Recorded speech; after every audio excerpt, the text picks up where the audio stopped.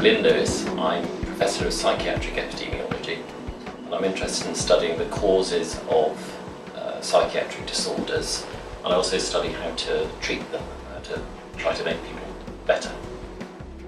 I'm mostly interested in depression, and particularly what causes depression. Depression is very common and it's very disabling. It's one of the commonest reasons why people take time off work, and so it's a massive public health problem in the UK and all over the world. And what I want to find out is why people get depressed, or some people do and some people don't. It seems that stressful things increase the risk of depression, but people vary a great deal in how they respond to stress. So a stressful circumstance for one person might be something which they almost enjoy for other people.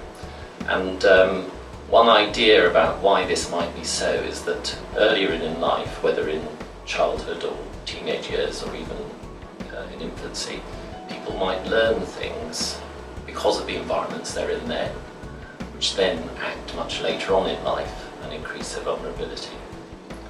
And so those are the questions that I'm interested in answering. If we can understand what might cause depression, then we've got a chance of preventing it, and we might get better at treating it as well.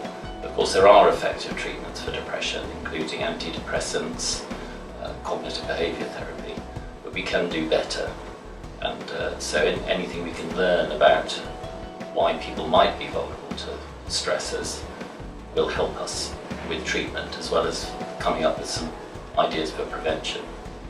Well, there's evidence that some of these beliefs, which I think are learnt earlier in life, can increase the risk of future depression. So we can measure those beliefs in people and then see whether they're more likely to become depressed over the next year or two.